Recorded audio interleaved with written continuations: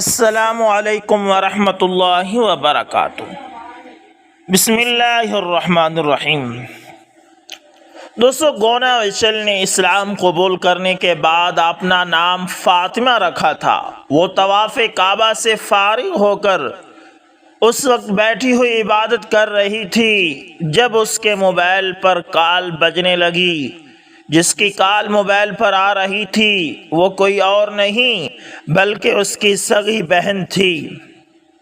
وہ کچھ دیر شش و پن میں مبتلا رہنے کے بعد اپنی بہن کی کال اس نے اٹینڈ کر لی۔ اس کی بہن نے جب اس کو تپتی دھوپ میں مکمل جسم پر حجاب میں لپٹے ہوئے ننگے پیر گرم فرش پر چلتے ہوئے دیکھا تو طنزیہ کہنے لگی کہ عقل و شعور، حسن اور دولت ہوتے ہوئے بھی تم نے کیسی جہالت دکھائی۔ اپنے اوپر خود ہی پابندیاں لگا لی۔ میں اس وقت سوئمنگ پول کے کنارے بیٹھی آرام کر رہی ہوں۔ جس حال کے اندر سوئمنگ پول بنایا گیا ہے وہاں بہترین اے سی لگے ہوئے ہیں۔ میرے سامنے میز پر میرے لیے پائن ایپل پڑا ہے اور میرا مساج کرنے والا بہترین قسم کے تیل لے کر آ رہا ہے تاکہ مجھے سکون فراہم کر سکے، جبکہ میرے برعکس تم اپنی حالت دیکھ لو۔ اس تپتی دھوپ میں چل رہی ہو، تمہیں کوئی سہارا دینے والا بھی نہیں ہے، تمہارے پاس پینے کو سوائے پانی کی ایک بوتل کے اور کچھ بھی نہیں ہے۔ اپنی بہن کی بات سن کر فاطمہ کچھ دیر کے لیے خاموش ہو گئی اور موضوع کو بدلنا چاہا، لیکن اس کی بہن اس موضوع پر اڑی رہی تو فاطمہ نے بات کو ختم کر کے کہا کہ تم میں اور مجھ میں بس اتنا ہی فرق ہے کہ تم جس کو عیاشی کہہ رہی ہو میں اس کو ہلاکت کہتی ہوں، اور تم جس کو قید و بند سمجھ رہی ہو میں اس کو نجات سمجھتی ہوں۔ جس دن تم کو یہ فرق سمجھ آ جائے گا، میں پورے بہت یقین اور دعوے کے ساتھ کہہ رہی ہوں اس دن تم بھی اسلام قبول کر لو گی۔ اللہ اکبر۔ فاطمہ کی بات سن کر اس کی بہن نے کہا تھا کہ میں تمہاری طرح جاہل نہیں ہوں گی کہ لوگوں سے متاثر ہوتی پھروں۔ تمہارے بعد ہم لوگوں نے تو مسلمانوں کو گھر تک کرائے پر دینا بند کر دیے ہیں، بلکہ اب تو ہماری سوسائٹی میں بھی کسی مسلمان کو نہیں رہنے دیا جاتا، اور پھر میں کیوں کر ایسے مذہب سے متاثر ہوں گی یا ایسے خدا کو مان لوں گی جن کو فقط رزق کمانے کے لیے یہاں آنا پڑتا ہے۔ اگر اس مذہب میں انسانیت کی اتنی بھلائی ہے تو پھر لوگ رزق کے لیے اتنا ذلیل و خوار کیوں ہو رہے ہیں؟ ان کو گھر بیٹھے رزق کیوں نہیں مل جاتا؟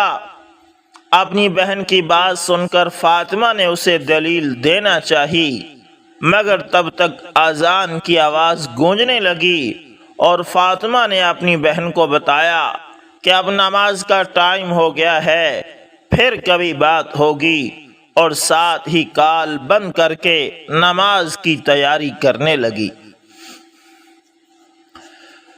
دوسرے دن پر بہن کی کال اسی وقت آئی اور ایک بار پھر چوٹ کراتے ہوئے کہا کہ یہ کیسا مذہب ہے جہاں انسان یا انسانیت کی کوئی حیثیت یا اہمیت ہی نہیں ہے، رشتوں کی کوئی قدر نہیں ہے۔ میں تم سے بات کر رہی تھی اور تم نے کہا کہ میری عبادت کا وقت ہو گیا ہے۔ کیا تم اس مذہب کی پابندی کو بھی اپنے لیے بھلائی سمجھتی ہو؟ اپنی بہن کی بات سن کر فاطمہ نے اس کو بتایا کہ اگر تم کسی قسم کی تکلیف میں مبتلا ہوتی تو میں اپنی فرض نماز چھوڑ کر بھی تمہاری خدمت کرتی، گو کہ تم غیر مسلم تھی، لیکن اس کے باوجود تمہاری خدمت کے عوض مجھ کو اتنا اجر ملتا ہے، اتنا ثواب ملتا ہے کہ میرے ماضی کے سارے گناہ شاید معاف کر دیے جاتے، اللہ تعالیٰ کی رضا کی حقدار ٹھہرتی، اور آئین ممکن ہے کہ میرے ایک عمل کی وجہ سے مجھ پر جنت واجب ہو جاتی، لیکن میرے مذہب میں فضول گفتگو کی اجازت نہیں ہے۔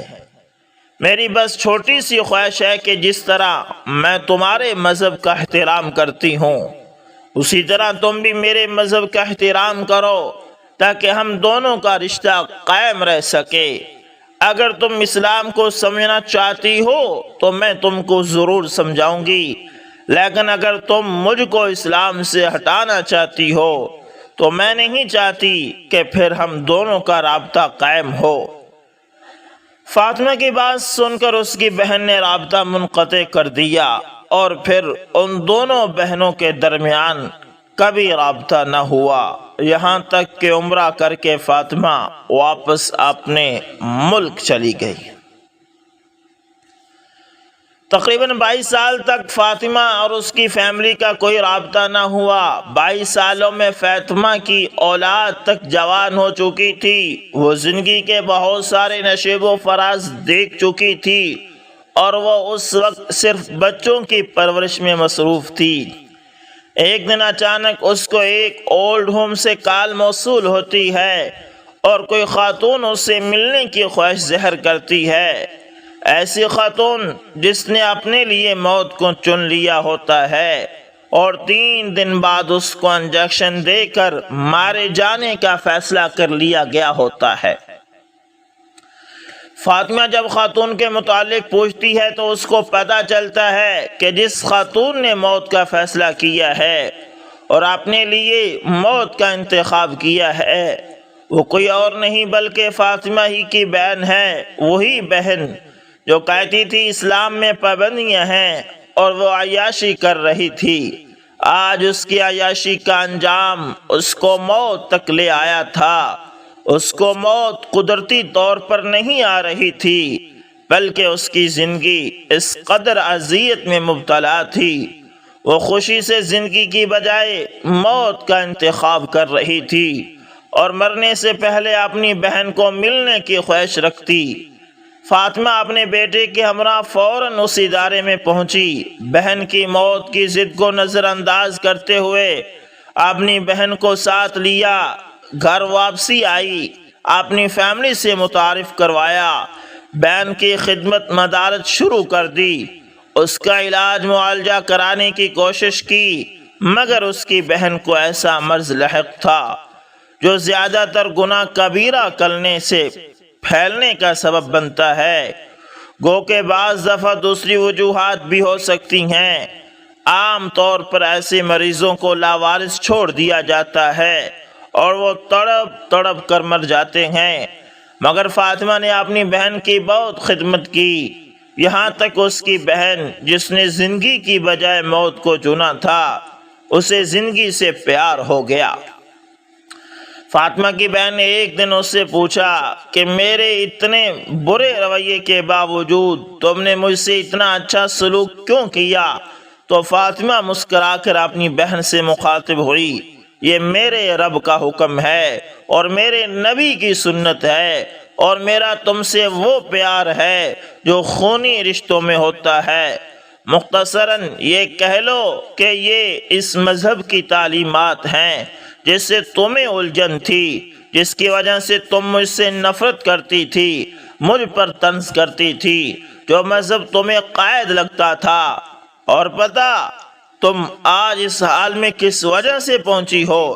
اس حال میں پہنچنے کی وجہ فقط تمہاری وہ سوچ تھی کہ تم عیاشی والی زندگی گزار رہی ہو، اور تم اپنی آزادی دکھا کر لوگوں کو رائے ہدایت سے بھٹکایا کرتی تھی۔